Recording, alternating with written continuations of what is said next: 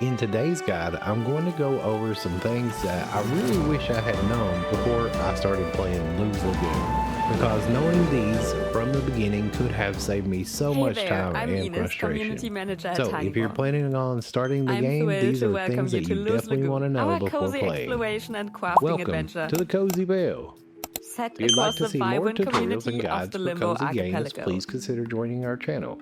So let's start this guide off with something that I was honestly worried about when I first started playing, and that would be flying. Thankfully, flying in Lose Lagoon is actually really easy. It has more of an old school Nintendo arcade feel to it, so you don't really have to worry about it being complicated with flight controls, etc. Once you get the hang of it, getting around the islands is pretty simple. Another thing that I wish I would have known is that you don't actually have to wait on the crafting station to finish before you leave the crafting menu. You can simply queue up whatever you need to craft, leave it crafting, and then go explore, complete quests, or work on building stuff. Just whatever you want to do. Some items can take quite a while to craft, so there's really no reason to stand around waiting. Start the crafting process and come back when you're finished.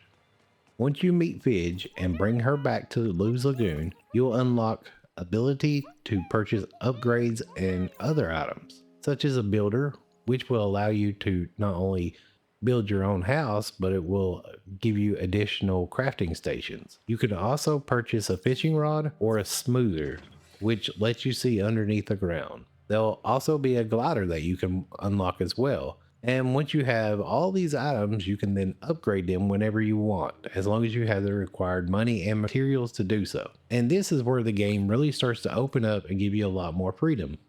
Now, unfortunately, there isn't any combat in Lose Lagoon. There are, however, some pirates that will knock you down and stun you, but they aren't really dangerous or anything. Radio towers in this game are very important. After you completely rebuild one, you'll also unlock additional quests from the job board, and you'll also be able to autopilot to the island that you built the radio station for, which will bring us up to the autopilot itself.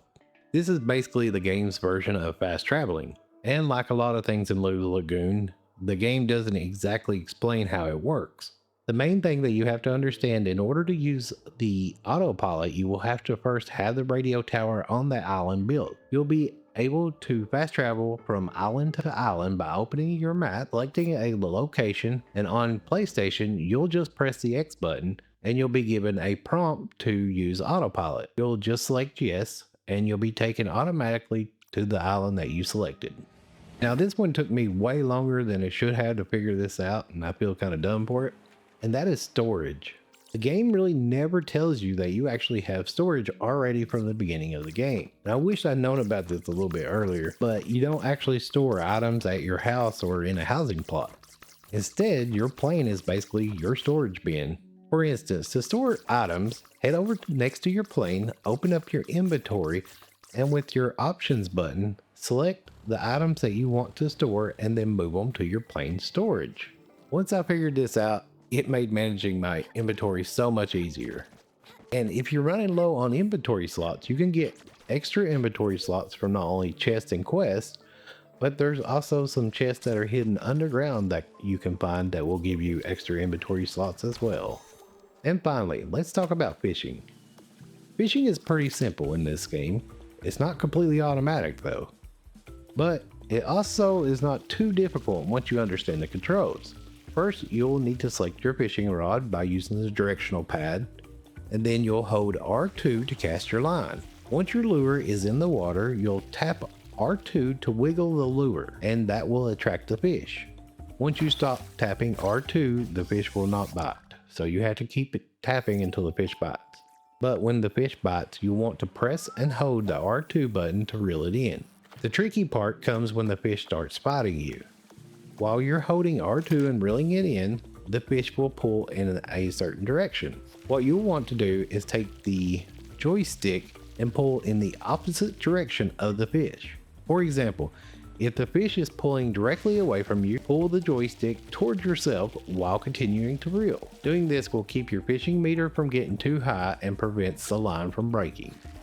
And those are some of the biggest things that I wish I had known before starting Lose Lagoon. Hopefully these tips save you some time and make your first few hours in the game a lot easier than mine. And let me know in the comment section below if you picked up Blues Lagoon or planning on picking it up. And if you found this video helpful or you just liked it, make sure to leave a like and share it with everyone that you know, as I greatly appreciate it. As always, stay safe, stay cozy, but most importantly, have fun gaming.